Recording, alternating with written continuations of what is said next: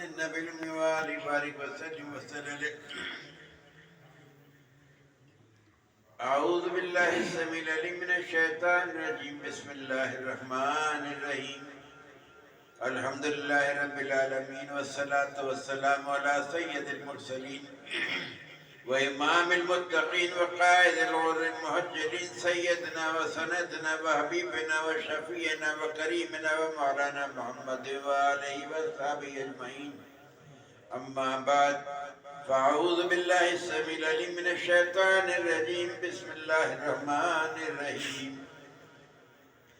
ألهاكم التكاثر حتى زرتم المقابر كلا سوف تعلمون ثم كلا سوف تعلمون كلا لو تعلمون علم اليقين لترون الجحيم ثم لترونها عين اليقين ثم لتسألن يومئذ عن النعيم. صدق الله العلي العظيم وصدق رسوله الكريم. قال الله تعالى في شأن حبيبه إن الله وملائكته يصلون على النبي يا أيها الذين آمنوا صلوا عليه وسلموا تسليما. اللهم صل على سيدنا مولانا محمد النبي وآله بارك وسلم وسلم. قرآن مجید فرقان حمید 30واں پارہ سورہ تکاثر کی آیت مبارکہ تلاوت کی گئی. اس سے قبل کہ میں اس میں کچھ عرض کروں ایک دو باتوں کی طرف توجہ دلانا چاہتا ہوں. دیکھیے جب قرآن حکیم پڑھا جائے تو ہمتن گوش ہو کے سننا چاہیے. کہیں پہ حاضری کی ضرورت نہیں ہے، بعد میں آپ حاضری دے لیجیے گا مزار شریف میں جا کے جہاں پہ بھی دے. یہ قرآن بے ادبی ہے. اگر قرآن پڑھا جا رہا ہے یا سنا جا رہا ہے تو اس کے لیے لازم ہے کہ آپ ہمتن گوش ہوں. اللہ نے کلام پاک میں فرمایا کہ یہ ایسا نہ ہو کہ تمہارے اعمال اکارت ہو جائے. تو جس وقت ذکر ہو قرآن مجید کا اور بات ہو قرآن کی تو آپ ہمتن گوش ہو جائیے. ہر چیز سے ماورا خواہ آپ کو کتنی بھی عزیز ہو. دوسری چیز یہ میں عرض کرنا تھا کہ یقیناً بزرگان کرام کے اور علماء کرام کے اعراض مبارک منائے جاتے ہیں. ہم سب مناتے ہیں، ہم بھی مناتے ہیں.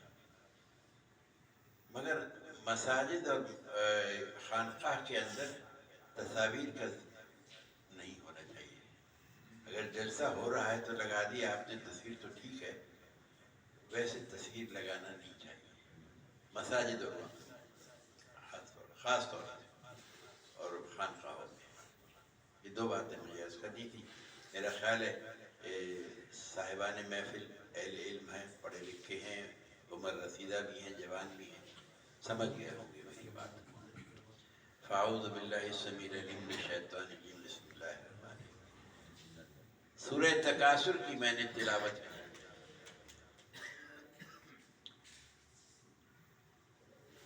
الہاکم التکاثر، تم کو زیادہ مال جمع کرنے کی اس نے غافل کر دیا. تکاثر کا معنی ہے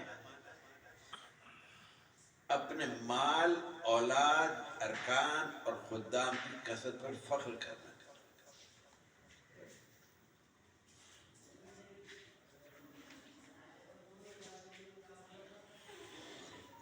اور یہ چیزیں تمام حتیٰ زرتم المقابر، یہاں تک کہ تم قبروں میں پہنچ جاتے ہو.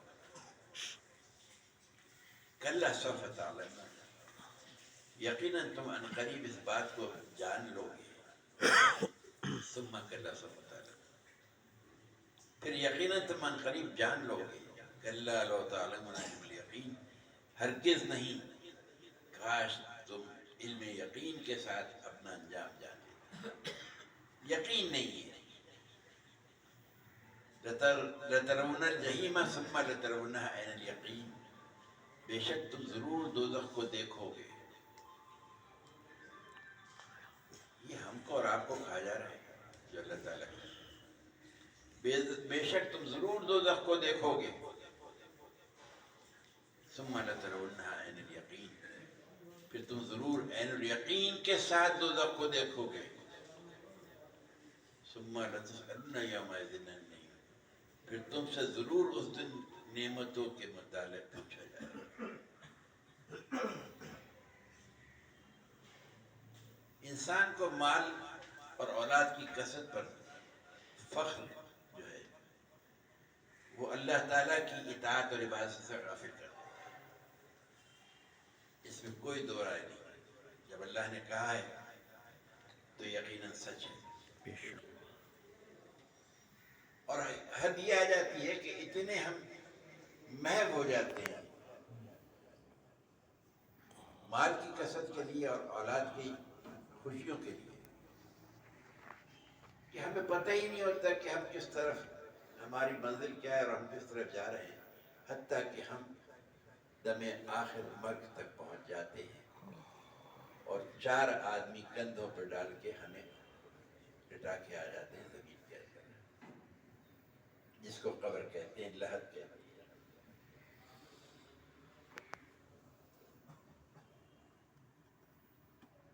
زیادہ ضرور چیز سے غافل ہونے کو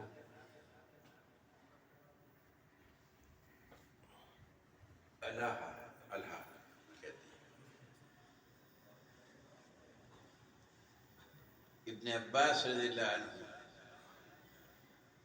کا ارشاد گرامی ہے کہ تم مال اور اولاد کی کثرت میں اللہ تعالیٰ کی اطاعت سے غافل ہو جاتے ہو۔ میں ہمیشہ ایک بات کہتا ہوں میرے ساتھیوں، میرے بزرگوں، میرے بچوں، کہ ہم جب بھی قرآن مجید فرقان حمید کو پڑھیں اور اس کے ترجمے سے گزریں تو ہم اسے آج کے تناظر میں دیکھیں اور یہ دیکھیں کہ ہم کہاں کھڑے ہیں اس میں۔ جب تک ہم آج کے تناظر میں اس کو دیکھتے ہوئے اپنے آپ کا محاسبہ نہیں کریں گے، ہم قرآن کو سمجھنا نہیں ہے۔ پڑھ لیں گے، معنی پڑھ لیں گے، خوشی ہو جائے گی نعمتوں کی، جہاں عذاب کا وہاں ڈر لگے گا تھوڑا سا کہ شاید ابھی آ جائے موت، مگر سمجھ نہیں آئی۔ جسے کہتے ہیں کہ پانی کا ریلا آیا اور بہہ گیا، یہی حساب ہوتا ہے۔ اس کی وجہ کیا ہے؟ اولاد کی کثرت سے اللہ تعالیٰ کی اطاعت سے غافل ہوئے۔ مفسرین کرام نے لکھا ہے کہ تم قبیلوں کی کثرت کی وجہ سے اللہ تعالیٰ بہت سے قبیلے بناتے ہیں، ہر شخص اپنی اپنی ڈیڈی کی الگ مسجد بنا لیتا ہے، اور معاش میں اتنے گر جاتے ہو کہ اپنے ذہن کو کھپا دیتے ہو اس کے اندر کہ تمہیں وہ دین سے غافل کر دیتے ہیں، ہر اچھا برا کام کرنے کو تیار ہو جاتے ہو، دھوکہ دیتے ہو۔ اور میرے بزرگوں ساتھیوں، یہ آیت نازل اسمہ ہوئی تھی یہود کے اوپر، اللہ نے رکھی یہاں پہ خاص طور پہ میرے اور آپ کے لیے، کیونکہ ہم یہود سے بڑے متاثر ہوتے ہیں۔ اس نے کہا اللہ نے کہا یہ میرے کھلے دشمن ہیں، میں نے انہی سے ہاتھ ملا لیا، انہی کے ساتھ بیٹھ رہا ہوں، انہی سے محبت ہے اور پینگے بڑھا رہا ہوں، اور اپنے بھائیوں کو کاٹ چھاٹ کر۔ یہی ہماری خامی ہے، یہی ہماری برائی ہے۔ آج دیکھ لیجیے آپ، یہ سب ہو رہا ہے۔ یہ آیت کسی خاص گروہ کے ساتھ نہیں ہے، بلکہ ان تمام لوگوں کو شامل ہے اس میں وہ لوگ جو مال و دولت کو زیادہ فوقیت دیتے ہیں اور اس فکر میں اللہ تعالیٰ کی اطاعت اور عبادت سے ہٹ جاتے ہیں، غافل ہو جاتے ہیں۔ حضرت انس بن مالک رضی اللہ عنہ بیان کیا کہ نبی کریم صلی اللہ علیہ وسلم نے فرمایا، اگر ابن آدم کے پاس سونے کی ایک وادی ہو تو وہ چاہے کہ اس کے پاس 2 وادیاں ہوں۔ اس کا منہ مٹی کے سوا ہرگز نہیں بھرے گا، اور جو توبہ کرے اللہ تعالیٰ اس کی توبہ کو قبول فرمائے گا۔ سبحان اللہ۔ اسی طرح اولاد میں کثرت اگر صرف اپنی نسل بڑھانے کے لیے ہو تو یہ مستحسن نہیں ہے، اور اگر رسول کریم صلی اللہ علیہ وسلم کی امت میں اضافے کے لیے مطلوب ہو تو یہ مستحسن ہے۔ اولاد کی جو کثرت ہے،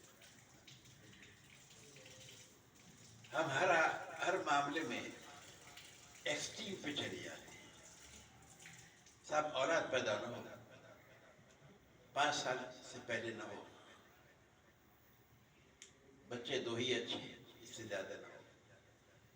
میرے بزرگوں ساتھیوں، اولاد آپ کے ملاپ سے نہیں ہوتی ہے، وہ انعام ربانی ہے جو آپ کو عطا کیا جاتا ہے اللہ اپنی جانب سے۔ جس کی شادی کو 40 سال اور 50 سال ہو گئے ہوں گے اور اس کی زوجہ بھی حیات ہو، تو اس کے کم از کم 39 بچے تو ہوں گے، نہیں ہوتے۔ جان لیجیے اس بات کو کہ غیر فطری چیزوں سے نقصان کیا ہوتا ہے، بیماریاں آتی ہیں، عورتوں میں بھی مردوں میں بھی۔ میرے بزرگوں ساتھ اس بات کو یاد رکھیں۔ اور پھر ہم اللہ کی بات سے بھی روگردانی کر رہے ہیں۔ وہ کہتے ہیں میں دیتا ہوں تمہیں، میں پیدا کرتا ہوں۔ آپ سوچتے ہیں آپ پیدا کرتے ہیں، آپ ایک نتنا بند ہو جائے تو کھول نہیں سکتے، کھولنے کے قابل نہیں ہے، انسان کو پیدا کریں گے، وہ بھی ایسے تخلیق کر کے پورے شاندار نمونہ ہو ہی نہیں سکتا۔ ہمیں سوچنا چاہیے ان چیزوں میں، یہ نقصان دہ چیزیں ہیں، گناہ کی چیزیں ہیں، یہ کوئی صحت مندی کی باتیں نہیں ہیں۔ اللہ تعالیٰ اپنی کتاب بابرکت میں فرماتا ہے جس کو میں پیدا کرتا ہوں اس کا رزق پہلے دیتا ہوں۔ سبحان اللہ۔ ہمیں اس پہ یقین نہیں ہے، اگر ہمارے اولاد ہو جائے گی تو ہمیں یقین نہیں ہے کہ رزق کہاں سے آئے گا۔ یہ سب لبرلزم جو چل رہا ہے، یہ سب یہ گناہ کی باتیں ہیں۔ خدا کے لیے قرآن کی طرف توجہ دیجیے۔ اللہ تعالیٰ نے آپ کے جوڑے اس لیے بنائے کہ اللہ تعالیٰ چاہ رہا ہے کہ آپ کی سوچ کے سوت جو ہیں وہ پاک ہو جائیں۔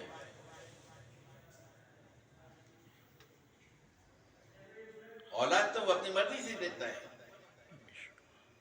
جیسے کسی کے دونوں ہاتھ دیے، کسی کے ایک ہاتھ دے دیا، آپ کہاں سے لائیں گے دوسرا ہاتھ؟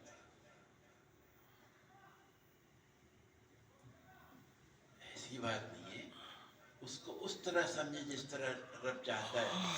رب ہم سے کیا چاہتا ہے، اور یہ بھی نہیں سوچیں کہ میرے 2 بچے ہوں گے اور 4 بچے ہوں گے، وہ میرے بازو ہوں گے۔ کوئی بازو نہیں ہوتا، اپنا ہی بازو ہوتا ہے بس، اور کوئی دوسرا بازو ہوتا بھی نہیں ہے زندگی میں۔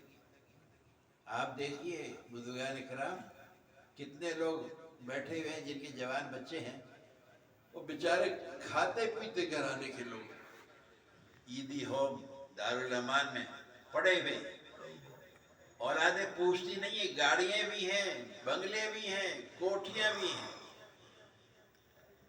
سوچیں آپ، کتاب سے دوری ہمیں کہاں لے جا رہی ہے؟ سب کتاب سے دوری کی باتیں ہیں، یہ سب فسق و فجور کی باتیں ہیں۔ مال و دولت کی کثرت انسان کو فسق و فجور میں مبتلا کر دیتی ہے۔ ہم اس بات کو بھول جاتے ہیں کہ اللہ تعالیٰ ہمیں کیا کہہ رہا ہے اور ہمیں کیا کرنا چاہیے۔ دیکھیں نا، اللہ نے خاص طور پہ اس بات کو دہرا کے کہا، یقیناً تم من قریب جان لو گے، پھر یقیناً تم من قریب جان لو گے، تم جو یہاں کر رہے ہو نا میرے احکام کی خلاف ورزی، یقیناً تم جان لو گے۔ بس یاد رکھو اس بات کو۔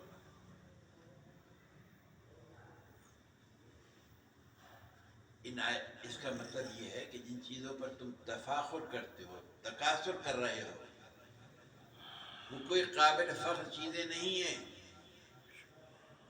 اور ان قریب تم ان پر فخر کرنے کا انجام دیکھ لو گے۔ اور اس کو پھر تاکیداً دوبارہ فرمایا کہ ان قریب تم جان لو گے، اس تفاخر کا جو عذاب تم پر قبر میں نازل ہوگا وہ تم جان لو گے، موت کے وقت مشاہدہ کر لو گے۔ آگے رب کریم نے فرمایا کاش تم علم یقین کے ساتھ اپنا انجام جان لیتے، تمہیں یہ یقین ہوتا جب میں نے تمہیں کتاب بھیجی تھی اور صاحب کتاب کی سیرت، یہ اگر ایسا نہیں کرو گے تو تمہارا انجام کیا ہوگا۔ بے شک جان لیتے اس بات کو کہ بے شک تم ضرور دوزخ کو دیکھو گے، اور پھر تم ضرور عین الیقین کے ساتھ دوزخ کو دیکھو گے، اپنی آنکھوں سے ملاحظہ کرو گے۔ آپ اور ہم سوچ نہیں سکتے دوزخ کا تصور۔ میں نے پڑھا ہے کہ جب عذاب ہوگا دوزخ میں، ڈالا جائے گا انسان کو تو اس کی کھال جل جائے گی پوری، اور اس گوشت پہ پھر کھال چڑھا دی جائے گی کہ جائے کہ اس کی حد پوری نہ ہو جائے سزا کی۔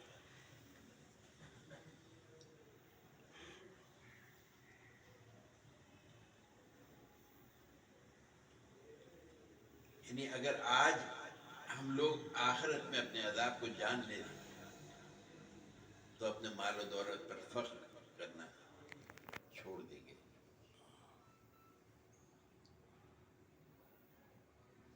کسی خبر کو سن کر یا دلائل میں غور و فکر کرنے سے یقین حاصل ہوتا ہے، اس کو علم الیقین کہتے ہیں، اور کسی چیز کو دیکھ کر جو یقین حاصل ہو اس کو عین الیقین کہتے ہیں، اور تجربے سے جو یقین حاصل ہو اس کو حق الیقین کہتے ہیں۔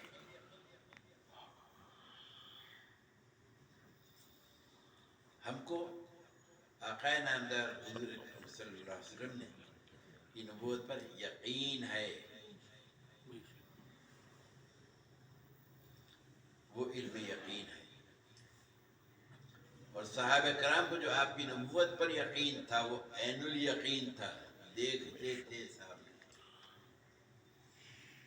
اور آپ کو جو اپنی نبوت پر یقین تھا سرکار کو وہ حق الیقین تھا۔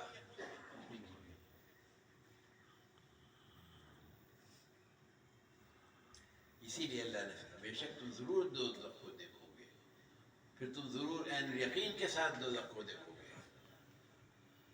اور پھر تم سے ضرور اس دن سوال کیا جائے گا۔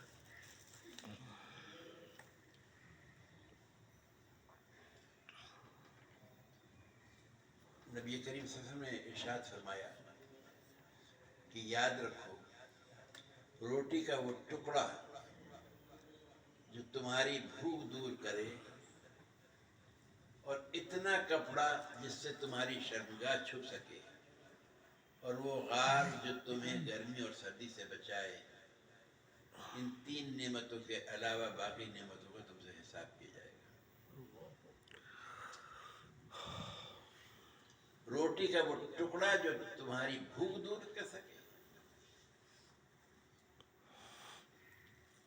اتنا کپڑا جس سے تمہاری شرمگاہیں چھپ جائیں،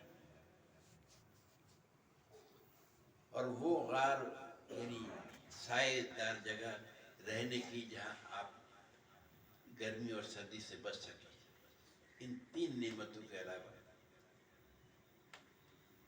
ہر نعمت کا تم سے حساب کیا جائے گا، سوال کیا جائے گا۔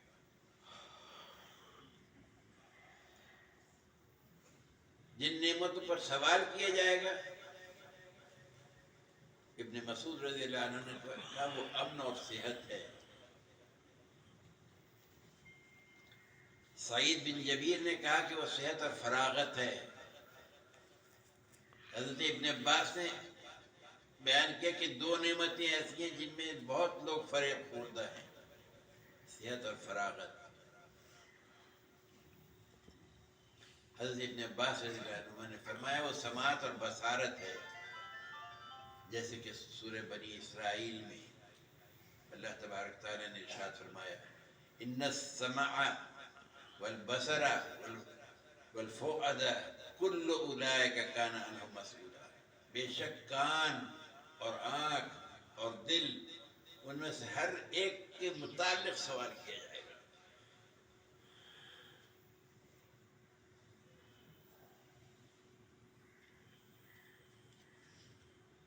ایک بندے کو قیامت کے دن لایا جائے گا اور اللہ تعالیٰ سے فرمائے گا کیا میں نے تجھے کان اور آنکھ اور مال اولاد نہیں دیے؟ پوچھے گا ہمیں ان چیزوں کی.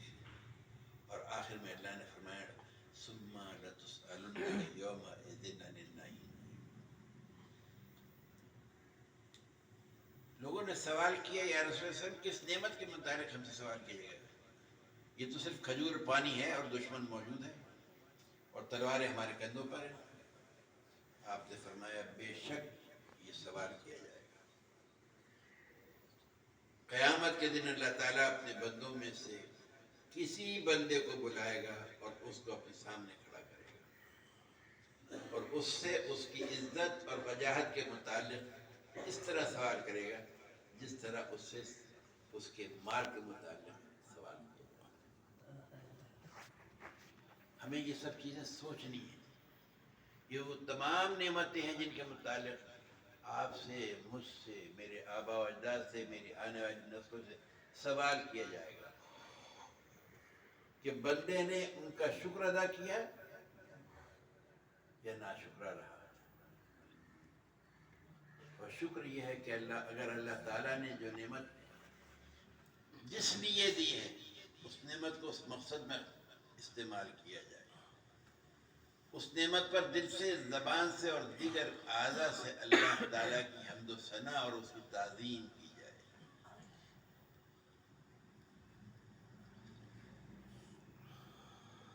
یاد رکھیے سیدنا ابو ہریرہ رضی اللہ تعالیٰ نے ایک روایت ہے کہ آقا نامدار صلی اللہ علیہ وسلم نے فرمایا سب سے پہلے بندے سے قیامت کے دن جس نعمت کا سوال ہوگا وہ یہ ہے کہ کیا ہم نے تمہارا جسم تندرست نہیں بنایا؟ اللہ کیا ہم نے تمہیں توانا نہیں رکھا اور تم کو ٹھنڈے پانی سے سیر نہیں کیا؟ سوچئے کہ ہم نے اپنی عمر کن کاموں میں خرچ کر رہے ہیں اور کن کاموں میں خرچ کر چکے ہیں. یاد رکھیے گا ایک بات، اب تک جو ہو گیا سو ہو گیا. اگر سانس اس وقت بھی آخری ہے توبہ کر لی ہم نے اور آپ نے تو اللہ غفور رحیم بے شک، مگر اس کے بعد نہ کرے کوئی ایسی حرکت. جو اللہ کہہ رہا ہے اللہ کی ماننا ضروری ہے. اللہ کو ساری دنیا مانتی ہے. ٹھوکر لگ جائے کسی فقیر کو، کسی دہریے کو تو فوراً کہتا ہے اللہ، او گاڈ. یہ برجستہ نکلتا ہے اس پیدا کرنے والے کا نام، مگر ہمیں اس کی بات کو ماننا ہے. اس نے کہا کیا ہے؟ رسول کو مانتے ہیں، میلاد پڑھتے ہیں، نعرے پڑھتے ہیں، سب کرتے ہیں. کیا ہم رسول کی باتوں کو مانتے ہیں؟ سوال یہ ہے.